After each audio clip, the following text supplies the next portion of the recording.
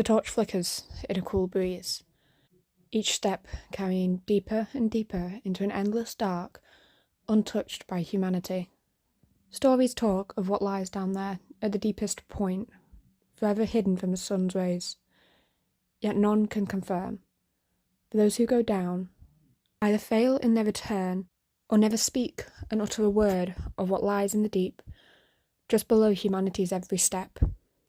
And yet it is this path marked by scratches in the walls and crude steps that barely are cut out from the rocks, that is walked by another figure awaiting what lies at the end. It sits there, sooner than they thought, a wide opening just at the end of the corridor, light flickering weakly through. It's a point of no return and a point of answers. Whatever horror that renders others speechless lies just beyond that barrier. The mystery soon coming to an answer. Each step clicks closer. The slight breeze has no answer. There shouldn't be a breeze this far down. And yet in so many ways the dark defies every expectation. It obeys its own rules, its own patterns, its own way of life that doesn't quite compare to the community waiting on the surface. The community that tells stories and horrors of the dark.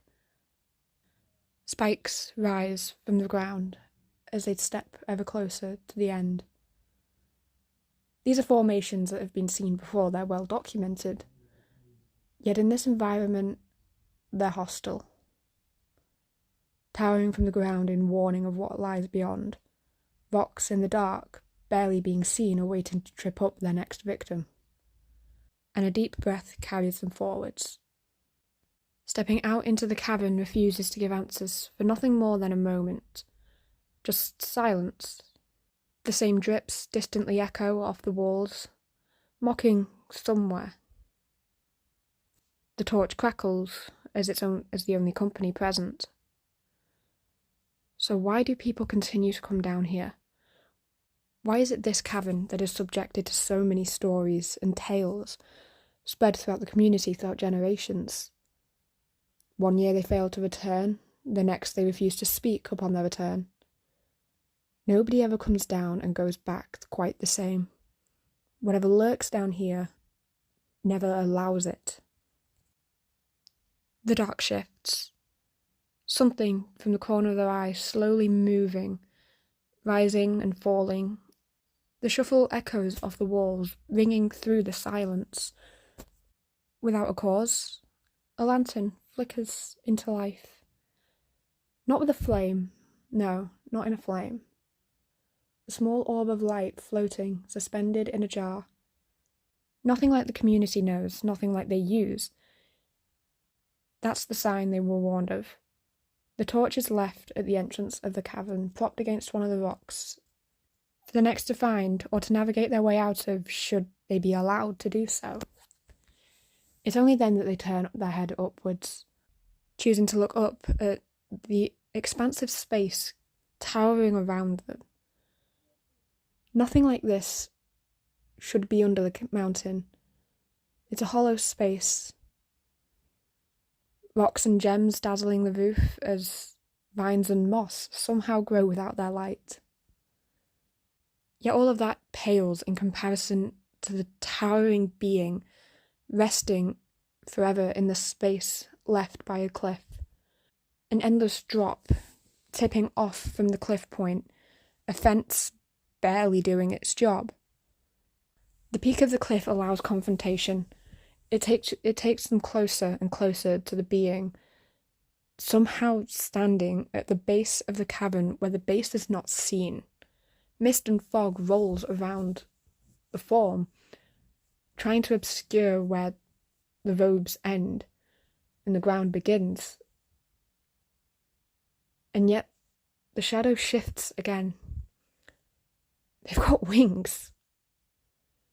The winged being probably hasn't seen the sky in generations to be this far underground and to tower above any of the cavern entrances. The veil blocks its face, emotions unreadable against the light, and yet a deep voice rumbles off the walls, a cacophony of sound flooding every inch of the visitor's mind. So, is this who they send this year? Heyo, hope you all enjoyed that little bit. This video is a little bit different than what I'm normally been doing. Usually I'll give you completed speed paints and little warm-ups and all of that, but this time I am actually working on a painting. Now, I don't quite know how I would film me painting this picture physically, and I'd normally do this with most of my paintings anyway, where digitally I'll mock up a palette, mock up the shading, just to kind of get a sense of the composition and like all the little details before I go into the painting.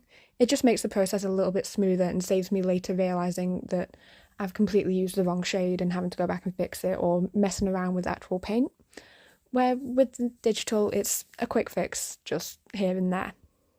So, because I couldn't really work out how I would film me painting the thing, I figured that I'd film me doing the mock-up and kind of giving you this stage of the process.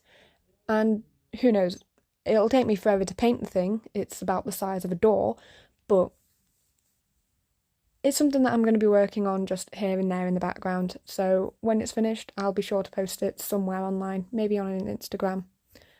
But for now, we have the mock-up of what it's going to look like, hopefully.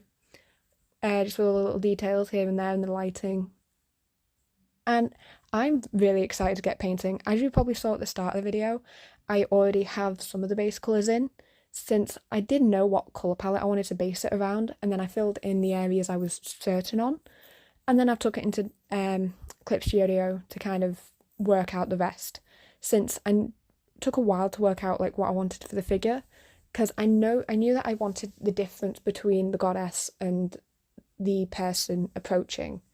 I kind of knew that I wouldn't want them both to be in that colder palette, so using the whole natural and expected elements, I wanted to make the goddess quite cold and pale in the darkness compared to maybe the warmer colours of the figure.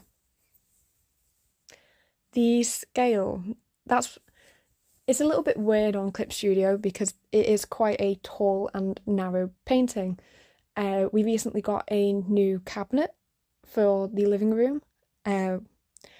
So we've had these boxes, and I looked at that and said, hey, is anyone going to paint that? And didn't wait for an answer because I wanted to. I've also not had canvases lately, so I've not been able to paint physically in a while, just doing a lot of digital work. So I've been all up for getting back into acrylic paintings and stuff like that. So I can't wait for this project, and I had so much fun with this, even this mock-up, and it's just made me so much more excited for the project. I can't wait. That being said, hope you enjoy it. It is a little bit different, but we're still going to have some music on for the rest of it, mainly because I don't know what I would say for 20 minutes. But yeah, be sure to leave a like if you enjoy, and I will definitely have the finished product sooner or later. So whilst it won't be a video, I will probably share it at some point, just to kind of show how it turned out compared to the mock-up. But yeah, I hope you do enjoy, and that's all I have to say. So like, comment, maybe subscribe. Other than that, have a wonderful day, and I hope you stick around till the end.